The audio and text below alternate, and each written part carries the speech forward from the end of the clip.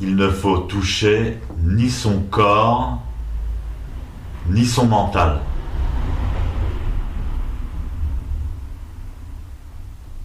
Donc la position des mains est très importante.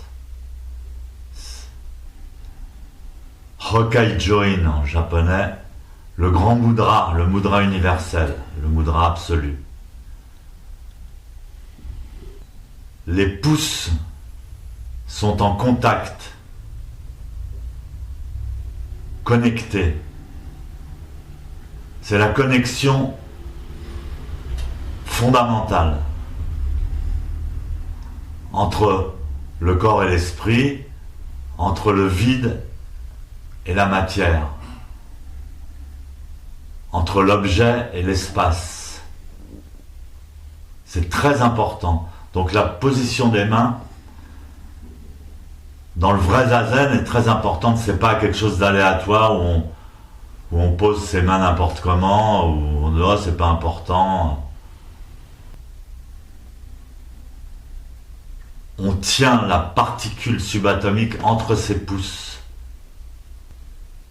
On ne sait pas si c'est matériel ou si c'est une fréquence ou si c'est une particule.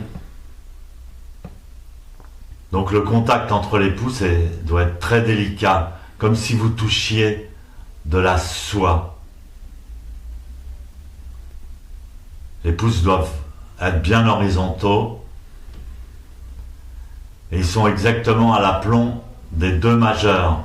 Le majeur de la main gauche est superposé au majeur de la main droite.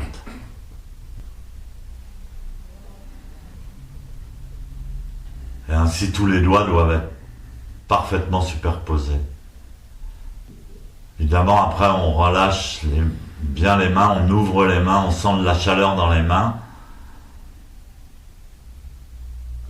Et on remonte jusqu'aux coudes. Et les coudes doivent pas être collés au corps. Ils doivent être un petit peu d'espace. Les coudes tombent vers le bas. Et donc on détend les épaules, etc., etc. Ensuite on libère la tête, on libère le tronc. Donc c'est important ce contact, parce que ce contact, c'est ni la pensée ni le corps. C'est au-delà. Mais Maître Wanshi enseignait le fait qu'il faut pas toucher l'objet. Il faut pas toucher ni le corps ni le mental. Alors le mental, qu'est-ce que c'est? C'est votre pensée personnelle. Vous ne devez pas suivre la pensée consciente. Vous ne devez pas penser à vos trucs personnels. Donc vous libérez la fréquence, comme une radio qui reçoit une fréquence. Vous libérez la fréquence, et à ce moment-là, le subconscient s'exprime. Ce sont des pensées inconscientes. Celles-là, laissez-les passer. Et pour le corps, c'est la même chose. On a un corps, ça fait mal, c'est lourd, on a des blocages, on a des maladies, on a des limites. Mais en zazen, il faut passer au travers, c'est-à-dire il ne faut pas considérer le corps. Il ne faut pas y toucher. Juste le contact des pouces. C'est très délicat. Même moi ça fait 50 ans que je fais zazen, même moi j'étudie, j'essaie de mettre en pratique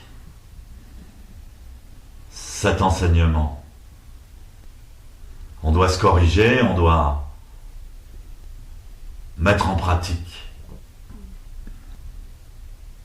Là, je suis en train de suivre mes pensées personnelles. Stop. Transparence. On passe au travers. Là, j'ai peur, j'ai mal au corps, j'ai mal à mon corps. Transparence. on passe au travers.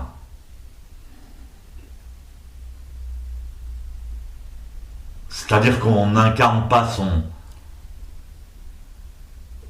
individualité, on incarne la totalité, avec tout le monde, avec tout. Il n'y a pas d'illumination personnelle. Ça, c'est l'enseignement du vrai zen transmis depuis des milliers d'années.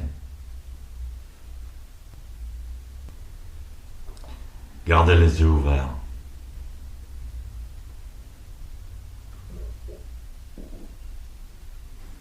Surveillez la pression des pouces.